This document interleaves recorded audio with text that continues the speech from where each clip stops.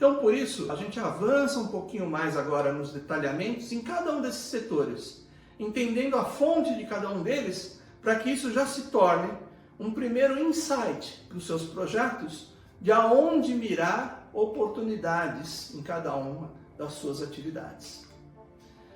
Então, entrando nesse próximo gráfico, a gente começa a olhar um pouquinho aquela barra de energia. Então, quando a gente fala que energia é responsável por 75% das emissões totais de gases de efeito estufa no mundo, a gente já tem a primeira aqui.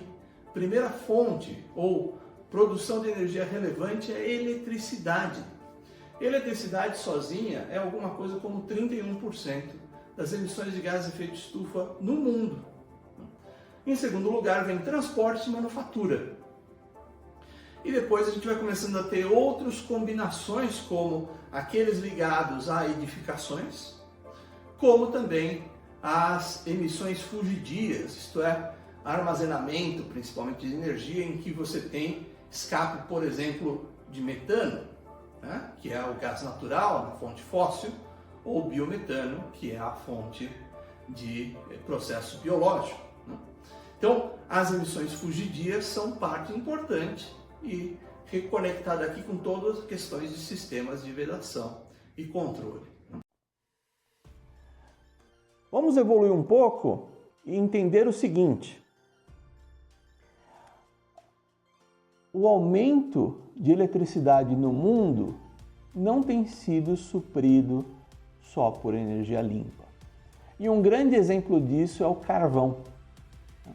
Então, se a gente olha esse gráfico aqui da revisão estatística do mundo em termos de energia, né, nós vemos que nós crescemos no consumo de carvão nos últimos 40 anos. Agora, se nós olharmos, existe um esforço de um conjunto de regiões, como a Europa, América do Norte, em diminuir o consumo de carvão. O que é super importante. Por quê? Aqui é importante lembrar que existe uma diferença importante de efeito estufa a depender pelo tipo do combustível fóssil que nós estivermos falando. Por exemplo, o carvão tem uma intensidade de carbono cerca de 20% maior do que o gás natural. Então seria muito importante, como ação de descarbonização, substituir o carvão por gás natural. Mas o que acontece no mundo, por que isso é um tema no mundo? É porque diferentes países têm acesso a diferentes energias. Veja que muito aqui do aumento de consumo está ligado na Ásia. Né? E aqui, principalmente Índia e China, contam muito com a sua fonte de carvão para o crescimento de energia, e o crescimento desses países é muito puxado por essa tecnologia.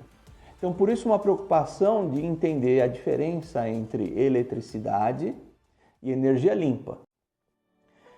E é por isso que a gente, então, migra para esse outro gráfico da Agência Internacional de Energia, tentando mostrar o seguinte: o consumo total de energia, né, de diferentes regiões no ano de 2024 e, por final, a média mundial. Nós vemos aí a comparação das diferentes fontes de energia.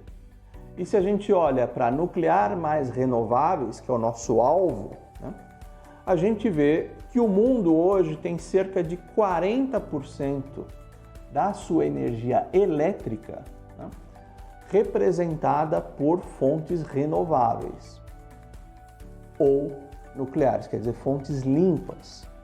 Isso é muito interessante, mas como nós dissemos, isso é uma distribuição percentual.